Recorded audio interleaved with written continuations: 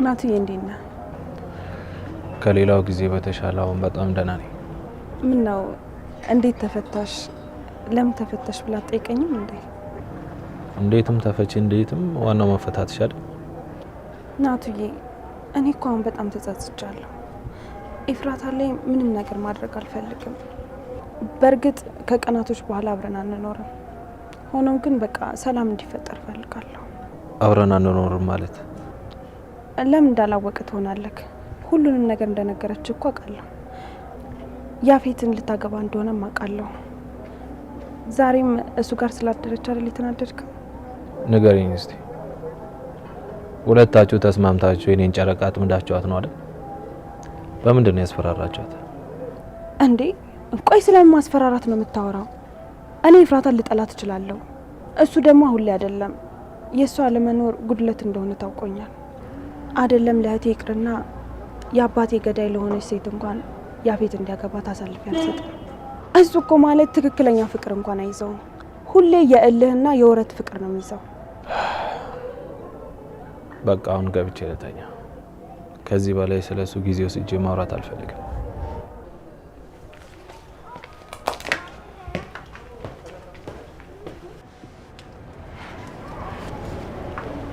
ለካ ማስመሰለኝ እንዲጎበዝ ነህ። ምንም እንዳልተጎዳ ጠንካራ እንደሆነ ያስመስላል። እንዴት እንደተቃጠለ ድምፁ ምስለኝ። ከአሁኑ እንደዚህ ሆነ ተጋብተን አንድ ላይ ስንሆንማ እንዴት እንደሚሆን እንጃ። የሚያብድ ሁሉ ነው የሚመስለኝ። እባክህ አሁን የምትፈልገውን ነገር አገኘ አይደል? በቃ ወደ ቤት ልሂድ። አንተ ፍላጎት ናታንን ማበሳጨት፣ ልቡን መስበር አይደል? ይኸው አሁን ተሳክቶልሃል ሁሉም ነገር። አይ አትሄጂም። አልተረዳሽኝም እንዴ? እንደማትሄጂ ለናታን ነግሬዋለሁ። ታዲያ አሁን እዛ ስቴጂ ምን የሚል ይመስልሻል? ቃል ገባላለሁ። ስገባ አያየኝም። ክፍሌን ቆልፌ ስለምተኛ እዛ ማደሬን በራሱ ማንም ሰው አያውቅም።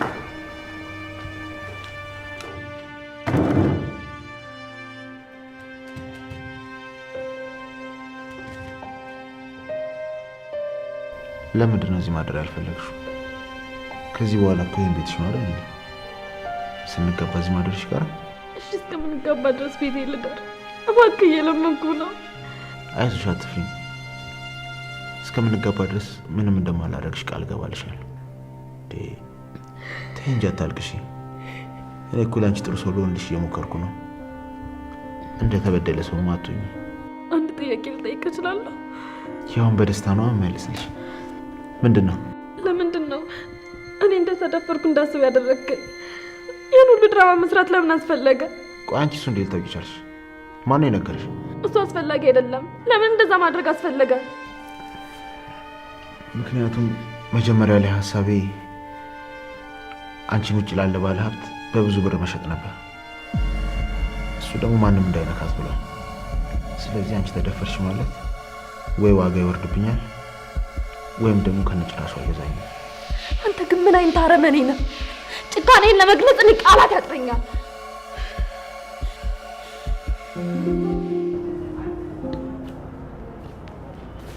ወይኔ ጉዴ! ወይኔ! እባክሽ ልጅ አንሹ፣ እባክሽን አንሹ፣ አንሹ የኔ ልጅ። ወይኔ አንጀት ያልችላሉ።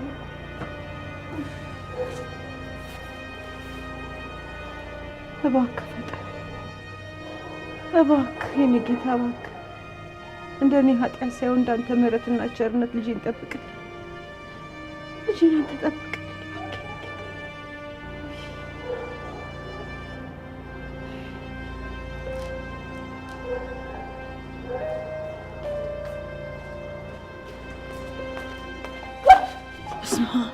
አንቺ በዚህ ሌሊት ምን ትሰራለሽ? አስደነገጥሽኝ እኮ። አንቺም ትደነግጫለሽ እንዴ? ለነገሩማ ለራስሽ ታስቢበታለሽ። ሌላው ሰው ግን እንደፈለገ ቢወድቅ ቢነሳ ቢቆረጥ ቢፈለጥ ምንም አይመስልሽም። አንቺ ራስሽ በዚህ ሌሊት ምን ታደርጊያለሽ? ነው ወይስ የሌሊት ግብር አለብሽ? ደግሞ እሱ ምን ማለት ነው? አንቺን ራስሽ ልጠይቅሽ እንጂ እኔን ትጠይቂኛለሽ እንዴ? በኩል ሌሊት የተገኘሽው እኮ አንቺ ነሽ፣ ያውም ሰይጣን ልጆቹን በሚላጭበት ሰዓት። በስመ አብ ወወልድ ወመንፈስ ቅዱስ። አንቺ ምን አይነት ተንኮለኛ ነሽ? እንዴት አይነት የሰይጣን ሀሳብ ነው የምታስቢው? እኔ ለራሴ እፉዬ ጠፍታብኝ በር ያለው አንቺ ሌላ ነገር ትቀበጣጥሪያለሽ። ለነገሩ ምን ብልሽ አይገባሽ። ወልደሽ እስካላየሽው ድረስ እንዴት ታውቂዋለሽ? እባክሽ ነው የራስሽ ጉዳይ።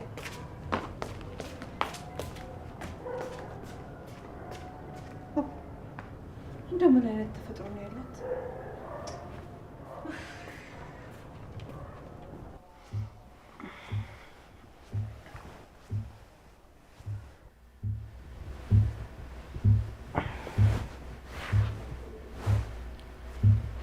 እንዴ እኩለ ሌሊት ሆኗል እኮ። ለምንድን ነው የማትተኛው? አንቺ ዝም ብለሽ ተኝ። እኔ እንቅልፌ ከመጣ ልብሴን ቀይሬ እተኛለሁ።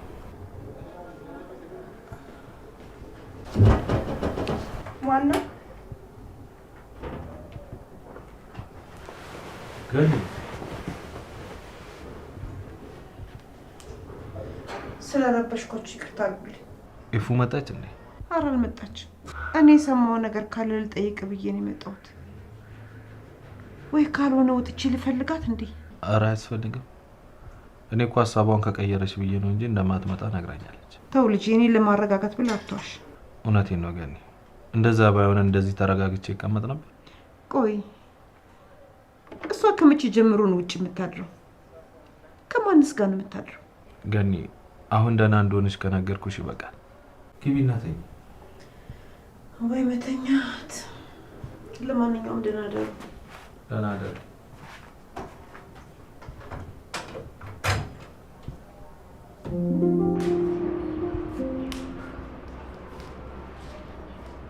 ወይኔ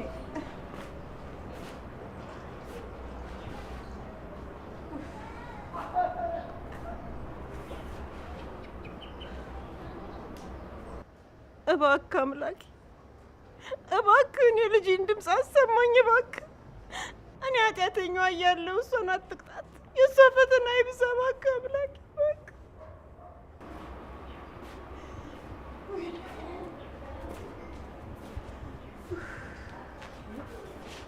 ወይዘሮ ገነት ስራ የለም እንዴ?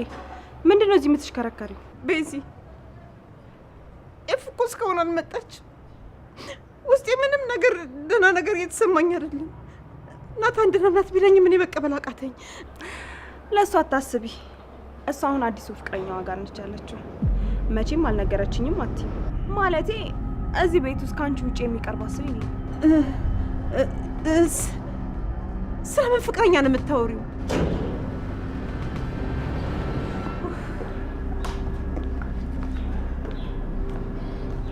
ኤፉዬ ደህና ነሽ?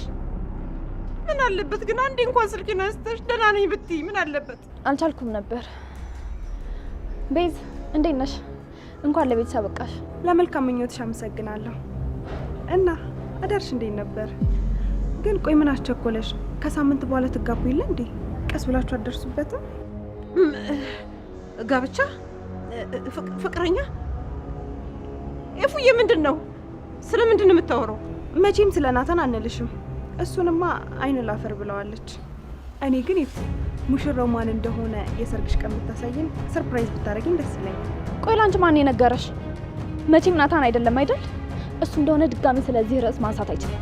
አትሳሳች የኔ ቆንጆ። እኔ እኮ ቤዛ ነኝ። ሰውን እንዴት ማስወራት እንዳለብኝ ጠንቅቄ ያውቃለሁ። እና ኤፉዬ እውነት ነው ማለት ነው? አንቺ ናታንን ትተሽ ሌላ ሰው ልታገቢ ነው?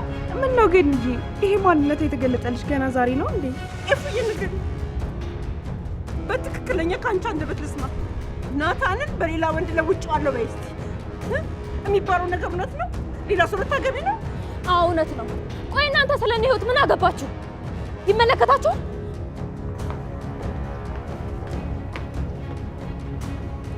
እንግዲህ ወይዘሮ ገነት የኤፍራታ ትክክለኛ ባህሪ ይሄ ነው። ከናታን ጋርም የነበራት የወረት ፍቅር ነበር።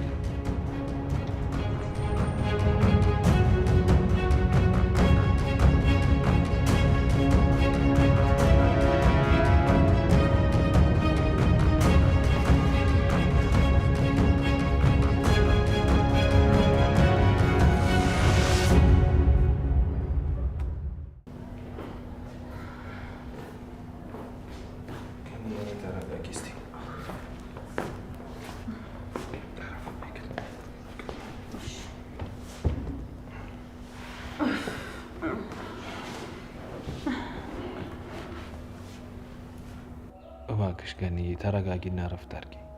እንዴት ልረጋጋ? ምን ይዤ ልረጋጋ? ናት አውቃታለሁ ያልኳት ልጄ በፍጹም ማላቃት ሆና ሳያት እንዴት ብዬ ልረጋጋ? እናንተ እኮ በእሷ እኮ 100% እርግጠኛ ስለሆናችሁ ነው አሁን እንደዚህ የምትሆኑት። ከዚህ በኋላ ላለው ከራሳችሁ ውጪ ማንንም ሰው መውደድና ማመን የለባችሁም። ለማንኛውም ይሄ ትምህርት ይሆናችኋል። ልጄ ደህና አይደለች፣ ምንም ደህና አይደለች። ናታን ከሆነ ጊዜ በኋላ ልጄ ተቀይራለች። ገንዬ አንዳንድ ጊዜ ባንፈርድ ጥሩ ነው። ደግሞ አንቺ ራስሽ አይደለሽ እንዴ ምንም ነገር ሳታጣራ አትፍረድ ያልሽኝ? ሳናጣራ መፍረድ የህሊና ዕዳ እንደሚሆን እኮ አንቺ ራስሽ ነው የነገርሽኝ። ቆይ ይሁን ነገር የሆነች ይመስላል? ለእኛ ያልነገረችን ነገር ሆና ይሆን? አዎ ሌሊቱ ሙሉ እንቅልፍ አልተኛሁም። ሳስብ ነው ያደርኩት። የሆነ በቃ ሳወራት አይኔን አታየኝም። ቀድማ በጣም ትጫዋለች። ሳወራት ጀርባዋን ነው የምትሰጠኝ። ብቻ የሆነ ምርጫ ያጣች አይነት ነገር ይሰማኛል። ምርጫ ሳታጣቀር ወይኔ ልጄ፣ ወይኔ ልጄ፣ እኔ ልሰቃይልሽ። ግን ያልገባኝ ከሌላ ወንድ ጋር ለመሆኗ ከምርጫ ጋር ምን ያገናኘዋል? ለዛሬ በህይወቷ ውስጥ ሌላ ሰው እንዳለ ማወቅሽ በቂ ነው። ብቻ ግን አሁን ልንረዳትና ምን አይነት ሁኔታ ውስጥ እንዳለች ልናውቅ ይገባል። ቆይ አንተ ከሌላ ወንድ ጋር መሆኗ አይሰማህም? ልብህን አያሳዝንም? ውስጥ ተከፍቶ ቢታይ ኖሮ ከፍቼ ባሳይሽ ምን ያህል ደስ ባለኝ። በተለይ ደግሞ በህይወትሽ ውስጥ እሞትለታለሁ የምትዩ ሰው በቃኝ፣ አልፈልግም፣ ሌላ ሰው አፍቅር ያለው ሲልሽ ውስጥሽን በጣም ያማል። ውስጤ ሲዳማ ይታወቀኛል። በተቃራኒው ሌላ ሰው ቢሆን ኖሮ ይሄን ያለኝ ወይ ደባደበዋለሁ አሊያም ደግሞ ገለው ነበር። ግን የኔ ጨረቃ ናት። ቃል አስገብታ አስጠንቅቃ በህይወቷ ጣልቃ እንዳልገባ ያደረገች። ናስኪ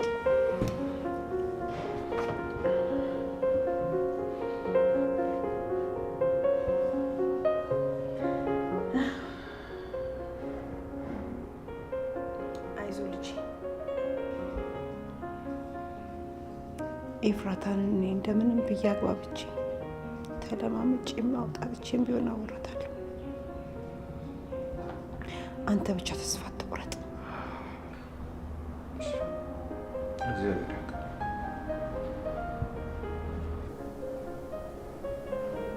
ይገርማል። እንደዚህ ልትታዩ ነው የኛን ህይወት ስታመሰቃቂ ነበረው። አሁን እሱ እንደምታገኙ እርግጠኛ ስትሆኝ ሌላ ሰው ጋር መሆን አማርሽ አይደል? ቆይ ግን አንቺ ከልጅነትሽ ጀምሮ የኔን የሆነ ነገር መውሰድ ነው አይደል ፍላጎትሽ? አዎ ልክ ነሽ። የአንቺ የሆነ ነገር ሁሉ መውሰድ እፈልጋለሁ። ከአንቺ ደስታ ይልቅ የራሴ ማስቀደም ነው የምፈልገው። ደህና ነሽ አይደል? አዎ ደህና ነኝ። የአንቺን የሆነ ነገር ሁሉ መውሰድ እንደምችል ማሳየት ነበር የፈለኩት። እሱን ደግሞ አድርገዋለሁ። የቀረኛ ቤት ነበር፣ እሱን ወስጄዋለሁ። አሁን ሌላ ያልወሰድኩብሽ የቀረ ነገር አለ?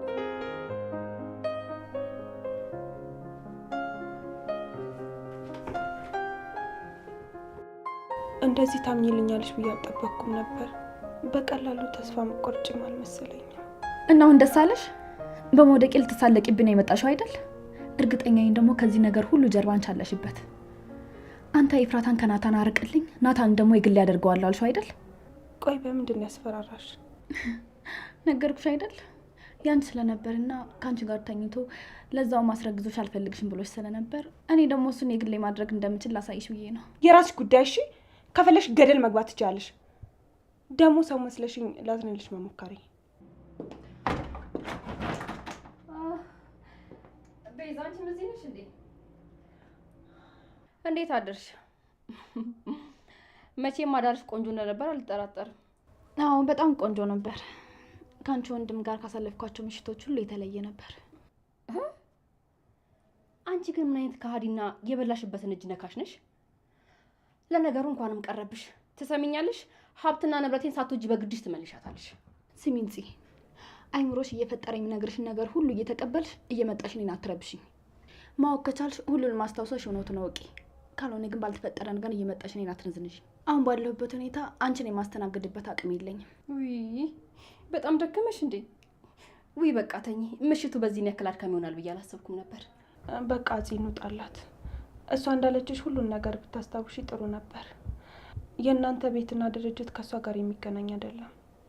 አረ አንቺም ለእሷ እየተደረብሽላት መሆኑ ነው? እሺ ትችላላችሁ። ፍቅራችሁን ያዝልቅላችሁ። አረ ፂ ምን እያልሽ ነው? ፂ ጠብቂኝ።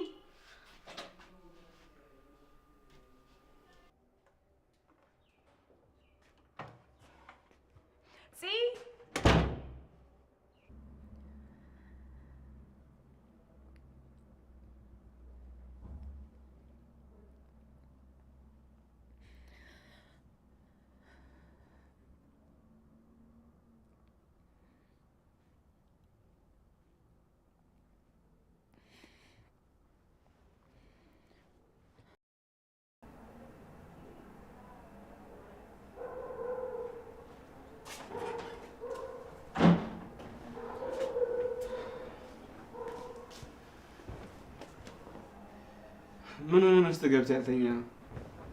እዚህ ተኝተህ ቢያንስ እንኳን ልብስም ባመጣል ብትነግረኝ ጥሩ ነበር እኮ። እንቅልፍ አልወሰደኝ። እህትህን ከዚህ ወጥመድ እንዴት እንደማስወጣት እያሰብኩ ነበር። እና መፍትሄ አገኘህ? ብዙ ሀሳቦች ጭንቅላቴ ላይ ቢመጡ የትኛውን ሀሳብ ማሳደግ እንዳለብኝ አልገባኝም።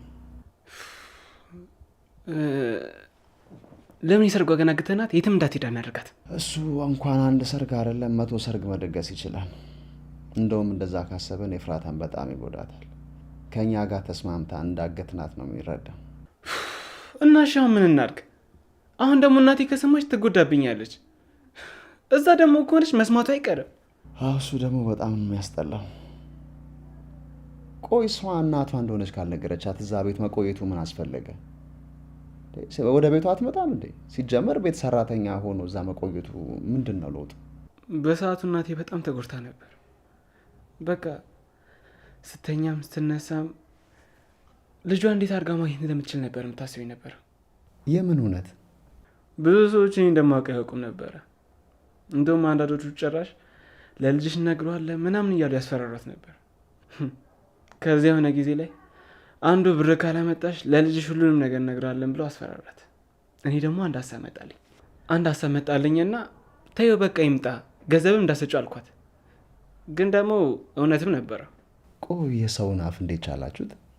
እናቴ ስለ እህቴ ደህንነትና ማንነት ቀን በቀን በትነግረኝም ቤታቸውና እህቴ ምን እንደምትመስል ልትነግረኝ ፈቃደኛ የለችም። ከዛ አንድ ቀን ቤት ደርሳ ስትወጣ ተከታተልኳት። ምን? አንተ ገኒን ተከትላት ቤት ድረስ ሄድክ? አዎ። ከዛ ቤታቸውን አየሁት። ከዛ ስትወጣ ጠብቄ በውሸት ማንነት ቢሆንም ቀረብኳት። ማለቴ ደካማ ጎኗን አውቀው ስለነበረ በዛ ማንነት ቀረብኳት። እና ገነት እናት እንደሆነች ስታውቅ ኤፍራታ ምን አለች? ያው እንደምታውቀው እህቴ ልብ ውስጥ ክፋት ስለሌለ ሌላ ሰው አቅዶና አስቡበት ይቀርበኛል ብላ አላሰበችም። ይገርማል። አንተና እናት ምርጥ ተዋና ይወጣችኋል። ሰው ላይ ፊልም ትሰራላችሁ አይደል? በተለይ ኤፍራታ ላይ እኛንማ አሁንም የድራማው አካል አረጋችሁ።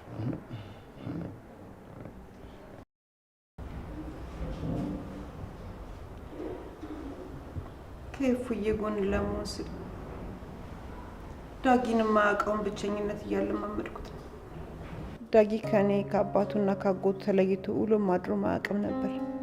ከዛ ግን ችግር በችግር ላይ ተደራረበብን። መጀመሪያ አባቱን አጣ።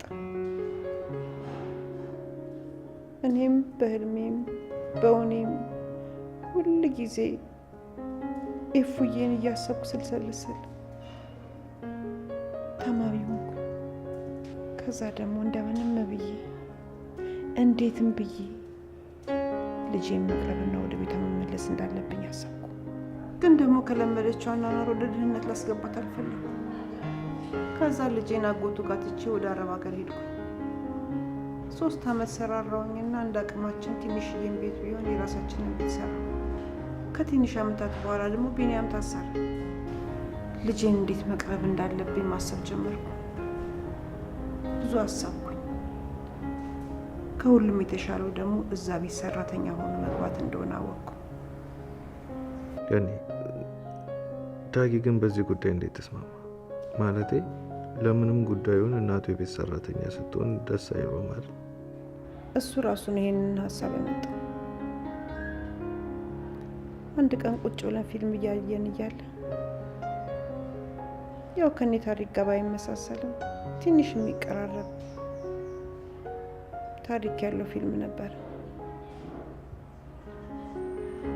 እና አባቷን ለመበቀል ብላ የቤት ሰራተኛ ሆና የምትገባ አንድ ልጅ ታሪክ ነው። ከዛ ይሄንን ስናይ ዳጊዬ ምን አለ፣ እናቴ እቺ ልጅ ለተንኮል የተጠቀመችበትን ለምን እኛ ለመልካም አንጠቀምም? ለምን አንቺም እዛ ቤት ሰራተኛ ሆነሽ አትገቢም አለኝ። እኔም በሀሳቡ ተስማማ። ዳጊ፣ አንቺ ስላሳለፍሽው ነገር ማወቁ ተገቢ ነው ማለት? እናቱ ስላሳለፈችው ስቃይ ማወቁ የልጅነት አይምሮን አይጎዳው? እኔ አይደለሁም የነገርኩት። አባቱ ከመሞቱ በፊት ታሞ እያለ ሁሉንም ነገር ነው የነገረው። እናት በብዙ መከራ ውስጥ ብታልፍም ብቸኛ አይደለህም፣ እህት አለች ካለው። ከዛ በፊት ደግሞ ዳጊ ለምንድን ነው እህትና ወንድም የሌለኝ? ሌሎች ጓደኞቼ እህት ወንድም አላቸው ይለኝ ነበር። አባቱም ሊሞት ሲል አባዬ እኔና እናቴን ጥለህን አትሄድ፣ ብቻችንን አትተወን እያለ አንገቱ ስር ውሽቅ ብሎ ሲያለቅስ ነበር። አባቱ ሲሞት ነፍስ አውቆ ነበር ማለት ነው? ያው እንግዲህ 9 ወይ 10 ዓመት ቢሆነው ነበር። ምንም ቢሆን አባቱ ምን ያህል እንደሚወደው ያውቃል። ከአባቱ ጋር ጥሩ ትዝታ ነው። የኔ አባቱ እኮ ብሎ ስለ ጥሩ ትዝታው ማውራት ይችላል። ተው ልጄ፣ ሁሌም ስለ አባት ሲወራ ከራስ አባት ጋር እያመሳሰልክ ራስን አትጎዳ። ገኒ፣ አንዳንዴ ባላውቀው እላለሁ። ስለ ዳጊ ስሰማ ደግሞ ምን አለ የኔም አባት መጥፎ ነገር ከሚያስተምረኝ ልክ እንደ ዳጊ አባት ስለ ጥሩ ስነ ምግባር አስተምሮኝ በሞተ ብዬ እመኛለሁ። እስማ ተው እንጂ ልጄ፣ ምንም ቢሆን እኮ አለመባሉ ራሱ ክብር ነው።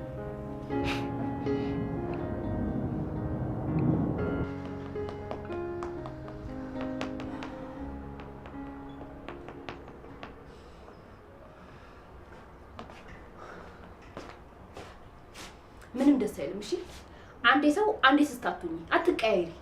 እንዴ አሁን ደግሞ እኔ ምን አደረኩሽ? አሁን ደግሞ ምን አረኩሽ? ከኛ ሀብትና ድርጅት አልፎ ያንቺም ድርጅት ሊወሰድ እንደነበር እያወቅሽ ከሷ ጋር የሚያገናኘው ነገር የለም ትኛለሽ እንዴ? በእርግጥ አዎ፣ የኔ ድርጅት በእሷ ምክንያት ሊወሰድ ነበር። እሱንም የነገርሽኝ እኮ አንቺ ነሽ። አሁን ያለሽበት ሁኔታ ደግሞ ጫፍ ይዘሽ ሰውን የምትወቅሽበት ነው። የእናንተ ንብረት ደግሞ በኤፍራታ ምክንያት ሳይሆን በአባትሽ ምክንያት ነው ንብረታችሁን ያጣችሁት። ማለት አባቴ? ከአባቴ ጋር ምን ያገናኘዋል? አባቴ እኮ ስንት ለፍቶና የሰው ፊት ገርፎት ያመጣው ሀብቱ ነው። እሱን ካላመንሽ ናታን መጠየቅ ትችላለሽ። አባትሽ በጣም ብዙ ብድር ነበረበት። ያው ስላልከፈለ ቤቱ ለጨረታ ቀረበና ተወሰደ። ይሄ ነው በቃ ያለው ነገር። እህትሽ ስለሆነች የተከላከልሽላት መሆኑ ነው? እሺ አንቺ ያይሻት ይሄም እንዴ? አንቺ ራሱ ያይሻት ልጅም እንዴ? ትመስላለች። አንቺ ችግር እንዴ? ቤዚ የደናደርሽ ምን ነው ተጣላችሁ እንዴ? ያው አንድ የሚያበሳጭ ነገር ሰምታ ነው። አለማስታወሷ ትንሽ ይረብሽ የለ። እሱማ ልክ ነው። እና አሁን እቅዳችን ምንድን ነው? የምን እቅድ? የኤፍራታን ፍቅረኛ ለማወቅ አልጓጓሽም? ማለቴ ናታን አስቱቶ ውጭ አሳድራት ማን እንደሆነ ለማወቅ አልጓጓሽም? እኔ እንጃ አላውቅም። ደግሞ እኔ ማወቅ አልፈልግም። እራሷ ስትፈልግ ታስተዋውቀን የለ። ቀጣይነት ያለው ፍቅር ከሆነ ደግሞ ተደብቆ አይቀርም። እንዴትም ብዬ እኔ ግን ማወቅ አይቀርም ብታይ። ስለዚህ እያሰብኩ እንቅልፍ የሚባል ነገር ባይኔ አልዞርም። ይሄን ያክል ቆይ ብታቂ ምን ልታረጊ ነው? አይ እኔ ምን ልላት እችላለሁ? ከሱ ይልቅ ናታን ይሻልሻል ልላት እችላለሁ። ኧረ ተኮሳተሪ፣ እኔ እኮ ስቀልድሽ ነው። ያው ምን ልትይ እንደምትችይ ልገምት ብዬ ነው። ምንስ ብል አንቺን ይመለከትሻል? ሁለተኛ እንደዚህ አይነት ቀልድ እንዳቀልጅ። በቃ ቦታ ነው የሚሻለው። በደናይ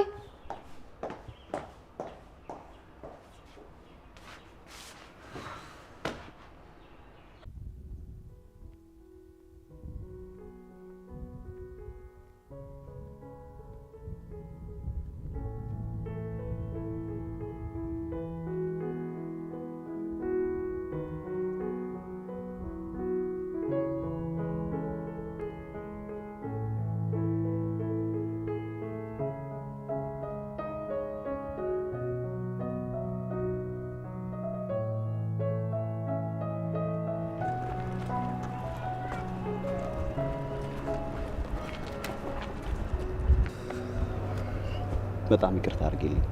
የሆነ ሀሳብ እኮ ተውጬ በቃ ምን ነው አመመሽ እንዴ? እኔ እኮ ወክ እናድርግ ብዬ ደወልኩልህ ደብሩኝ ከዛ ስሜት እንድታወጣኝ እንጂ በቆምኩበት ጥለኝ እንድትሄድ አይደለም። በጣም ይቅርታ።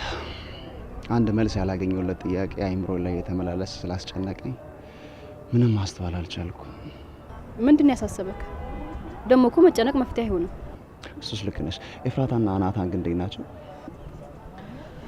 አሁን ላይ ጥሩ አይመስለኝም። በዛ ላይ ደግሞ ትናንትና ቤት አላደረችም።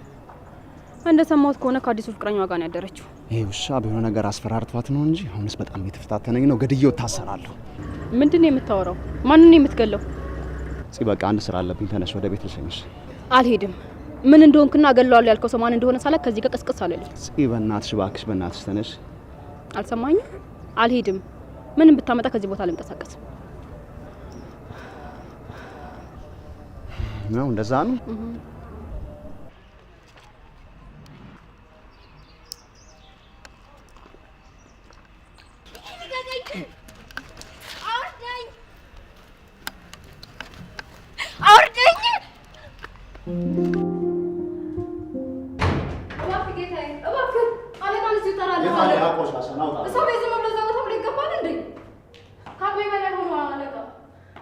አንቺ ወደ ስራሽ ግቢ።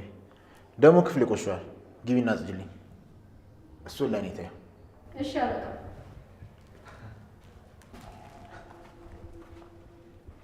አቶ ቢኒያም ምንድን ነው እንደዚህ ወጣጠረ? ነው ያ ጓደኛ ልኮ ነው የመጣው። አንተ ቆሻሻ ደግሞ ምን እያደረክ ነው? ኤፍራታን በምንድን ነው ያስፈራራሃት? መፈቀር ደግሞ ወንጀል ነው እንዴ? እሷ ስላፈቀረችኝ ብቻ ለምንድን ነው የማስፈራራት ይመስላችሁ? እሷ መቼም ቢሆን በምንም ሁኔታ አንተ ልታፈቅር አትችልም። ለምን? እኔ ሰው አይደለሁ? ቆይ ለምንድን ነው ባለፈው ህይወቴ ብቻ የምትፈርዱት? አሁን እኮ እኔ በኤፍራታ ፍቅር ተቀይራለሁ። እሷ ራሱ እንዴት ደስተኛ እንደሆነች ብታያት። ለካ እስከ ዛሬ ህይወት አልኖረችም ትላለህ። አንተ አስመሳይ፣ እኔ ላይ ድራማ ናት ስራሽ። እኔ እኮ ቢኒያም ነኝ። አንተ ማንነትን ወላቃለሁ። እና ያወቀኝስ እንደሆነ አንተ ስላወቀኝ ብቻ ኤፍራታ ከማግባት ታስቆመኝ ይመስላል? ደግሞ ሂድና ለዛ ፈሪ ጓደኛ ጀግና ከሆንክ ሰርጋችን ላይ እንዳቀርብ ብለዋል። አንተ ቆሻሻ፣ ኤፍራታ ብትወድ እንኳን ከአንተ ጋር ልትጋባ ልክህን ብታውቅ ይሻላል። ካልሆነ ግን ማትወጣው ችግር ውስጥ ነው። ፖሊስ ወይ ብታውቀው ልትላለህ እንዴ? አያስፈልግም። ትሰማኛለህ? ቢኒ ከኔ ጋር ባትጣላት አይ የምትል ከሆነ ግን ትልቅ ችግር ውስጥ ገባል። የፈለግከውን ማድረግ ትችላለህ። እኔ በህይወት እያለሁ እሷን አታገባም። ታዲያ ምን ችግር አለ? ትሞታለህ። አንተ በህይወት እያለህ እንዳገባት ነው የማትፈልገው? ችግር አለ? ሂድ ሙት። ማን ይከለክላል? እንደዛ ነው። እሺ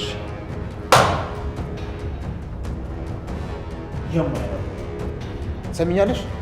ከዚህ በኋላ የማታውቂውን ሰው ከፍተሽ እንዳታስገቢ። ገፍትሮኝ እኮ ነው የገባው። ምን ማድረግ እችላለሁ? የማታውቂው ሰው ከሆነ በር በፍጹም እንዳትከፍች። በተለይ ኤፍራታ እዚህ ከመጣች በኋላ። በነገሩ ሶስት ነገር ቆልፍ ስለሆነ ችግር የለም። እንዴ ታግታ ነው እንዴ የምትመጣው? ምን አገባሽ? ወደ ስራሽ ሂጂ።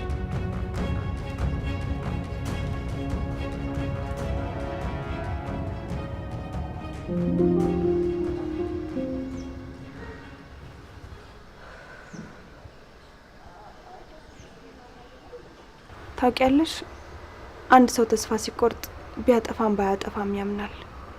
ኤፍራታን ከልጅነቴ ጀምሮ አውቃታለሁ። እንዴ ማለት? ቆይ ለማን ነው ማሰብ የጀመርሽው? አንድ ሰው በህይወቱ ተስፋ ሲቆርጥ ቢያጠፋም ባያጠፋም ሁሉን ነገር ያምናል። ኤፍራታን ከልጅነቴ ጀምሮ አውቃታለሁ። ብሰድባት፣ ባንቋሸሻት እሺ ከማለት ውጪ ምንም አይነት መልስ እንኳን አልሰጠችኝም። ማለት ተጣላችሁ እንዴ? ታይ ቤዝ እባክሽን፣ እሷ አሁን ላይ ከአንቺ ጋር የመጣላት ምንም አቅም የላትም። ቆይ ደግሞ ለምንድን ነው ሁላችንም እንደወደቀ ዛፍ ምንረባረብባት? እኔ እንደማስበው አንድ የወደቀ ዛፍ ላይ ጉልበት ማሳየት እንደ ስንፍና ነው የምቆጥረው። አታምኝኝም? ዛሬ ጽ ያለ ጥፋቷ ስትናገራት በጣም ነው የከፋኝ። እዛ እስር ቤት በነበርኩበት ሰዓት ብዙ ታሪኮችን ሰማሁ። እነሱ ባያናግሩኝም ለሌላ ሰው ሲነግሩ ጆሮዬን ሰጥቼ አዳምጣቸው ነበር።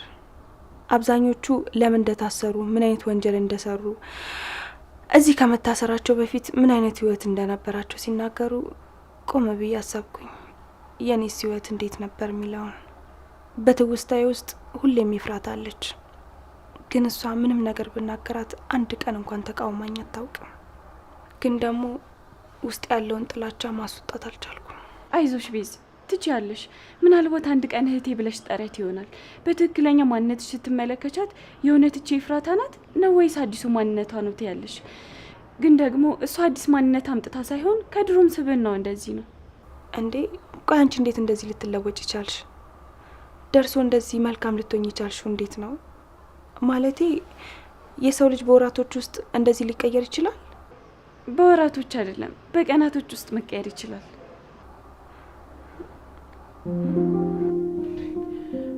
አጎቴ ቆይ ምን ሆነ ነው? ምን አጋጥሞ ነው? ከሰው ጋር ተጣልተ ነው? ዳጊ ለተወሰነ ጊዜ ዝም ማለት ይችላል?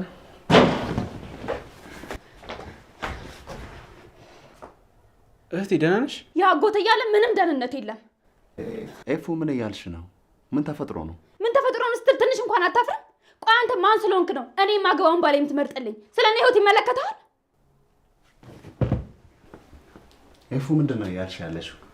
ከእኔ ይልቅ ያንን ሰይጣን አምነሽው ባልሆነም ትሰማኛለህ? ከዚህ በኋላ ስለ እኔ ባል አይመለከትም። ሰርጉን ለማበላሸት አይደለም ብታስበው እንኳን ጸብ ከኔ ጋር ነው የሚሆነው። እህቴ ደህና ነሽ አይደል? እንዴ እኛ እኮ ያፊት ያስፈራራሽ ስለመሰለን ነው። ለምን እንደዛ አሰባችሁ? ለምን ናታንን ሰወደው አስፈራርቷ ሊሆን ይችላል ብላችሁ ለምን አላሰባችሁም? ያፊት ወንጀለኛ ስለነበር ነው። ትሰሙኛላችሁ? እናንተ የራሳችሁን ህይወት ብቻ ኑሩ። በሰው ህይወት እየገባችሁ አትፈትፍቱ።